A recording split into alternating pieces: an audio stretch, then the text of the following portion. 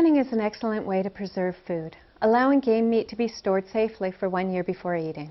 Today we are working with moose, but the same process will work for venison, caribou, reindeer, and other game meats. I am Carrie Van Delden with the Cooperative Extension Service for the University of Alaska Fairbanks. This session will provide the necessary steps for canning meat in jars. This process is also referred to as jarring. Because moose meat is naturally low in acid, pressure canning is required to kill dangerous microorganisms. For more information on pressure canning, you may view our complete learning module. The written instructions for this session are also available from the Cooperative Extension Service in the publication Canning Moose and Caribou. Contact your local extension agent for a copy. Research on food preservation is an ongoing process. The United States Department of Agriculture and the Cooperative Extension Service continually apply new research findings to the recommendations for food preservation techniques. The guidelines in this module may be revised as additional knowledge is gained that increases the margin of safety or improves quality of home-preserved foods.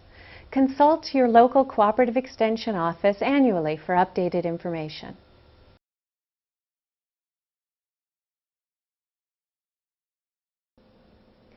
The equipment necessary for canning moose includes a pressure canner with a dial gauge or weighted gauge, canning jars, 2-piece self-sealing lids, a jar lifter, a sharp knife, a plastic knife. Before you begin, read and familiarize yourself with the directions for your canner. If you do not have an instruction manual, contact the manufacturer for a new copy. Make certain your pressure canner is in good working order. Inspect the gaskets. It should be soft, pliable, and free from tears or defects that would allow air to escape. The canner must be airtight when it is sealed. Check the safety plug to see that it is correctly seated. Hold the canner lid up to the light and make sure the vent is not blocked. If you're using a dial gauge, have it checked annually for accuracy. Dial pressure gauges may be checked by your local Cooperative Extension agent. For canning game meat, you may use half-pint, pint, or quart jars. Make sure you follow the specific instructions for the jar size you choose. Processing times vary.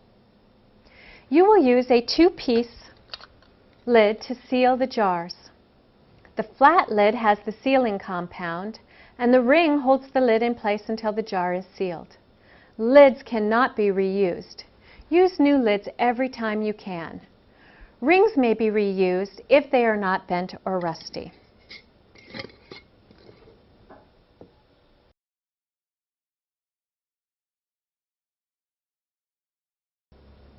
You can use fresh meat or frozen meat for pressure canning. When using frozen meat, thaw it in the refrigerator or place wrapped meat under cold running water. There are 2 methods for preparing meat for canning. Hot pack requires meat to be browned before it is placed in the jars. This shrinks the meat and allows the jars to be packed more tightly. Raw pack, as the name implies, is not browned.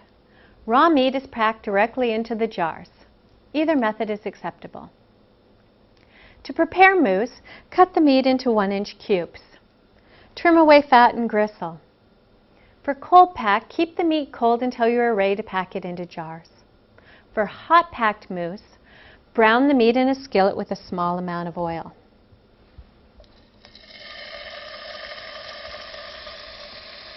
Reserve the remaining hot liquid. You will add it to the jars after packing.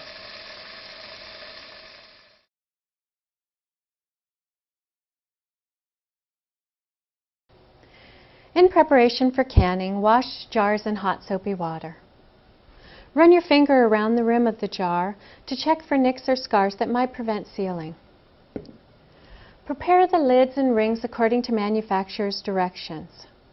You'll often be instructed to heat the jar lids in order to soften the sealing compound. Salt, seasoning salt, garlic, onions, and other spices may be added to the top of the packed mousse.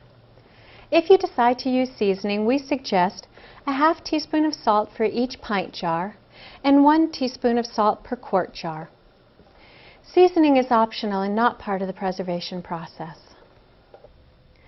Pack mousse solidly into the jars. For hot pack jars, use a funnel to pour the reserved hot liquid from the skillet into the jar. If additional liquid is needed, you can use boiling water, broth, or tomato juice.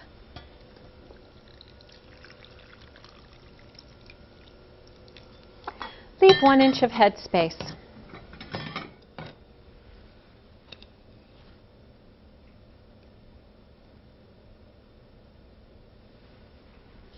Run a plastic knife around the inside of the jar. This will release air bubbles. For cold packed jars, you will only add meat and seasoning if desired. Do not add liquid.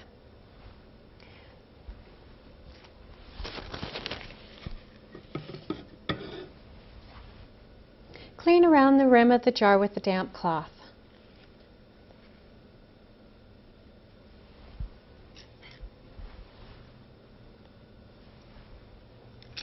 And attach the lids and rings.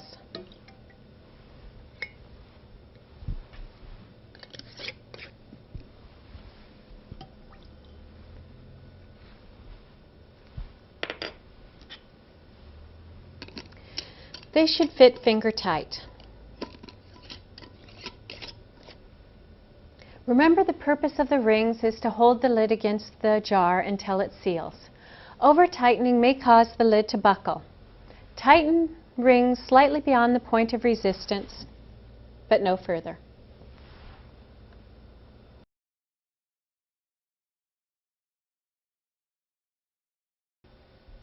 To begin the canning process, center your empty canner on the heat source and add 2 to 3 inches of water.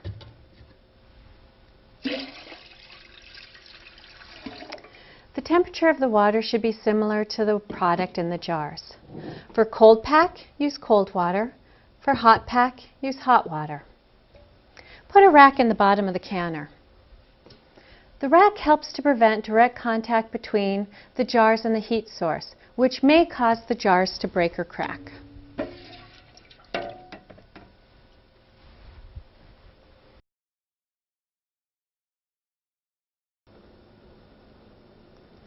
Place filled jars on the rack in the bottom of the canner. If your canner is deep enough, jars may be stacked. After the first row, put in another rack. Or offset the jars by placing one in between 2 others. When your canner is filled, fasten the lid securely. Lids fit on one way. Most lids have an arrow showing where to match the lid to the handle. Be sure the lid locks completely.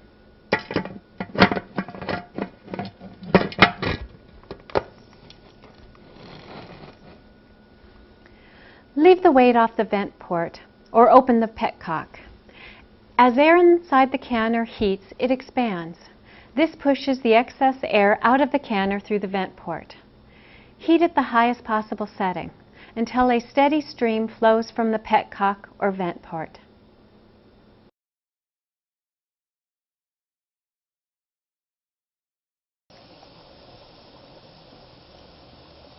Once there is a steady stream, allow steam to escape for 10 minutes.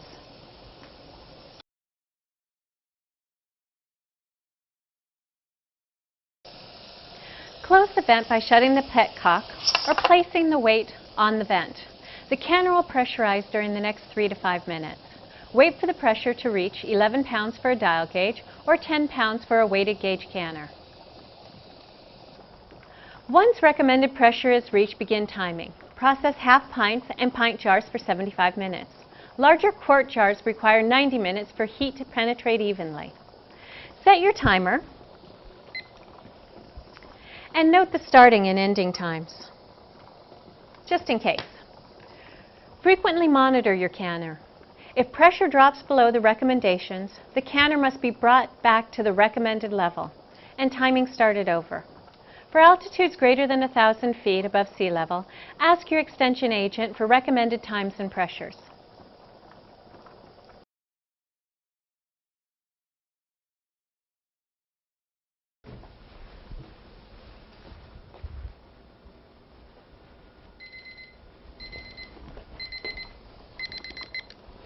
When the timing process is complete, turn off the heat. Remove the canner from heat if possible and let the canner depressurize. Allow the pressure to drop naturally. Do not apply cold water or cold cloths.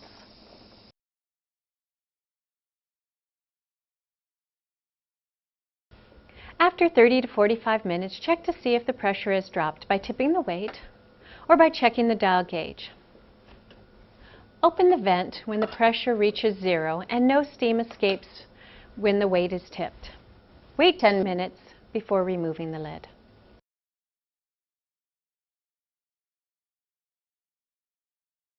Unfasten the lid and remove it carefully. Lift the lid away from you so that the steam will not burn your face.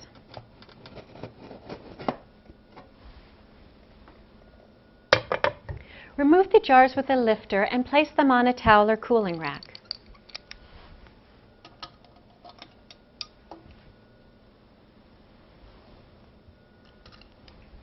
Allow jars to cool for 12 hours before moving them again.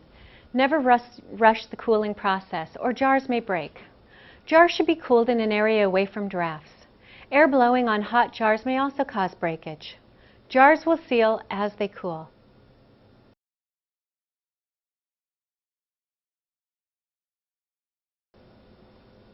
When the canning process is complete and your jars have cooled for 12 hours, check the seals by tapping the lids. If one of your jars does not seal, like this one, you have 3 options. You can reprocess the unsealed jar within 24 hours using a fresh lid, freeze the contents of the unsealed jar, or refrigerate the jar and use the product within 3 to 4 days. Reprocessing does not affect the quality of the meat. Rings may be removed from the jar when the cooling process is complete and you have checked the seal. Label your jars with the date, processing time, and processing method. Store canned goods in a cool, dark place. For best quality, you want to use your mousse within 1 year.